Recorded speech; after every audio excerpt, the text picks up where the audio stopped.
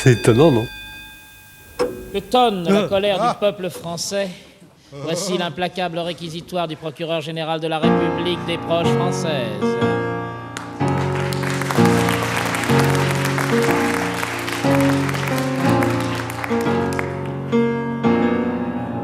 Mon bon président, mesdames et messieurs les jurés, monsieur le promoteur des somnifères helléniques, public chéri, mon amour. Aujourd'hui est un double anniversaire. D'une part, il y aura 325 ans aux cerises que Jean-Baptiste Poquelin se faisait dépuceler par Armande Béjart. Quoi? D'autre part, il y a aujourd'hui exactement 4 ans, à 6 ou 7 ans près, que le grand comédien français Jean Gabin nous a quittés, laissant dans le besoin sa femme, ses enfants, et Michel Audiard, dont plus personne ne veut se mettre en bouche les dialogues philosophico-merdiques qui ont provoqué tant d'hilarités éructantes dans nos cafés du commerce, ambiance Sidunati et CGT réunis.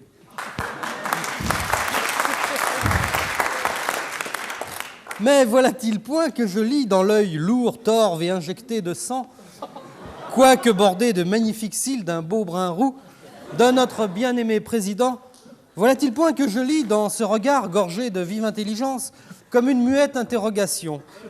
Pourquoi, se dit le président Villers, pourquoi cet imbécile, c'est moi, pourquoi cet imbécile nous parle-t-il de Jean Gabin et de Michel Audiard, alors que cela n'a strictement aucun rapport avec le procès de Jean-Baptiste Moustaki, dit Molière, qui nous préoccupe aujourd'hui? Voir, mon bon président, il y a un rapport évident entre Molière, que nous jugeons sans bruit pour ne pas réveiller M. Moustaki, qui somnole actuellement, le cul sur le banc de l'infamie, et le grand, le prestigieux, l'unique Jean Gabin, qui a plus fait pour le cinéma français que l'impresario de Marie-France Garot pour l'implantation du chimpanzé en milieu urbain.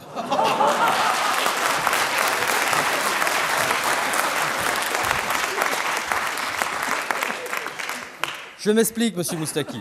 Jean Gabin, malgré son immense talent, n'était pas un personnage très passionnant. Oh, je sais combien il est vil et bas de dénigrer les morts. C'est d'ailleurs pourquoi je le fais, étant vil et bas moi-même au-delà de toute expression.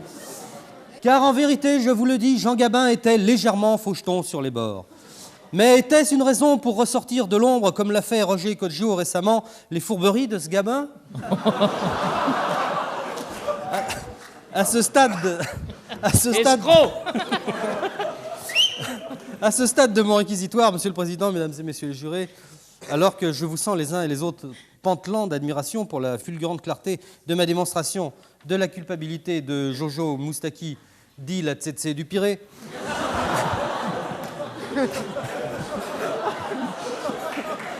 j'aimerais... On vole bas, là, j'aimerais que nous nous livrions à une réflexion d'ensemble sur l'opportunité du port de la ceinture de sécurité sur le tronçon de la route départementale 318 bis qui va de Grigny-sur-Adour à la Mouchardière dans les Landes. Certes, d'aucuns penseront qu'il serait plus opportun d'aborder le problème de la pérennité de l'œuvre de Molière, puisque c'est un peu le problème qui nous préoccupe aujourd'hui. Escroc! Hélas, Monsieur le Président. C'est le jeune ici des réquisitoires. Hélas, Monsieur le Président. Hélas, Monsieur Moustaki, je suis atteint d'une tare indélébile et malheureusement fort répandue à notre époque. Molière m'emmerde. Je suis parfaitement conscient de l'incongruité de ce que je viens de dire. Dans les salons que nous hantons, dans nos milieux artisto, intello, crypto, journalo, radio, télé, bourgeois, il y a des règles sacrées que nul ne saurait transgresser sans passer immédiatement pour une espèce d'extraterrestre mongoloïde. Ces règles sacrées sont l'expression de l'incroyable conformisme benet des intellectuels français salonards. Elles sont trop nombreuses pour pouvoir les citer toutes, mais en voici une poignée qui constitue un exemple de ce qu'il faut dire ou penser pour ne pas avoir l'air d'un demeuré chez Castel, chez Régine, à la Coupole, dans le boudoir de l'Élysée, dans le salon d'Edmond Charleroux ou à la permanence du PS, bref, n'importe où il y a des cadres et des artistes. Alors, exemple, Molière est un génie, son œuvre n'a pas pris une ride, c'est un auteur subversif. Quand on pense que ce monsieur Poquelin a passé la moitié de sa vie à failloter comme un perdu pour rester dans les bonnes grâces du prince, et de quel prince, le plus pompeux, le plus maniaque, le plus grand affameur cynique du peuple qu'on ait jamais connu dans ce pays, Quant à la morale subversive qui se dégage du théâtre de Molière, laissez-moi rigoler, des précieuses ridicules aux malades imaginaires, il ressort immanquablement, selon Molière, que l'être humain ne doit jamais se distinguer de la masse, jamais faire preuve d'originalité de caractère, et toujours rentrer dans le rang à la fin de la pièce où tout le monde il est beau, tout le monde il est content, bravo, rideau, Louis XIV et Jean-Jacques Gaultier sont contents. Quant à la subversion chez Molière, laissez-moi rigoler encore. Les illuminés qui croient Molière subversif affirment sans rire, par exemple, d'ailleurs Roger Coggio notamment le disait, oui. Qui nous dit que ce n'est pas Louis XIV qui est dans le sac bastonné par Scapin ? Alors à ce compte-là, la subversion, on peut évidemment la voir partout. Il est un fait que le sac étant fermé, personne ne peut vous empêcher de croire que c'est Louis XIV ou Giscard qui est dedans. Ça ne peut pas être Moustaki, on entendrait le sac ronfler de toute façon. Ça me rappelle les déclarations gênées de plusieurs réalisateurs de films français qui ont continué de faire des films pendant l'occupation allemande. Je ne parle pas des réalisateurs juifs qui avaient autre chose à faire à cette époque, je parle des autres. Comme pour se justifier d'avoir tranquillement continué à vivre alors que personne ne leur reprochait de ne pas avoir pris le maquis, plus d'un ont donné des sens cachés à leurs œuvres. Dans la très belle scène finale des Visiteurs du soir de Marcel Carné, le plus beau film de l'été 42 sans doute, Satan est ivre de rage parce qu'il ne peut rien contre l'amour qui lie à tout jamais un pauvre mortel et une envoyée de l'enfer. Le malin transforme alors le couple en statue, mais, alléluia, l'amour est le plus fort, et quand le diable s'approche de la statue, il entend, ivre de rage, le cœur qui bat, qui bat, qui bat.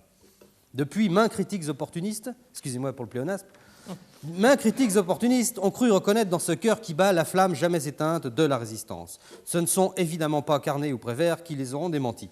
Tout ça pour vous dire qu'il n'y avait peut-être pas plus de Louis XIV dans le sac de Scapin que de FFI dans la statue des Visiteurs du soir.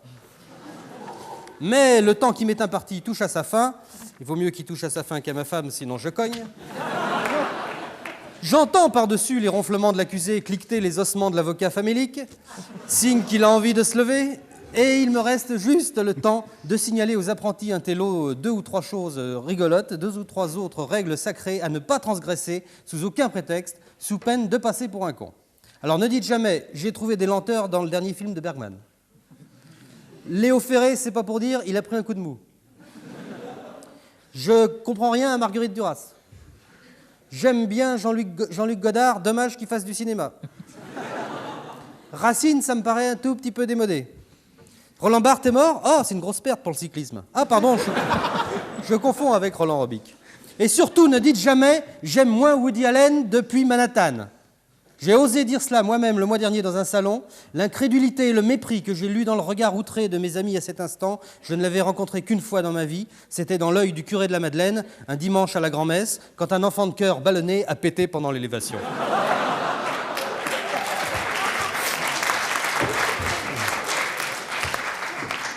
Donc, Georges Moustaki est coupable.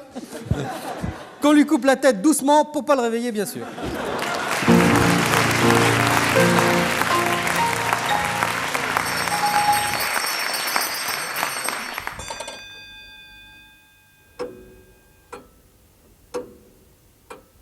C'est étonnant, non ?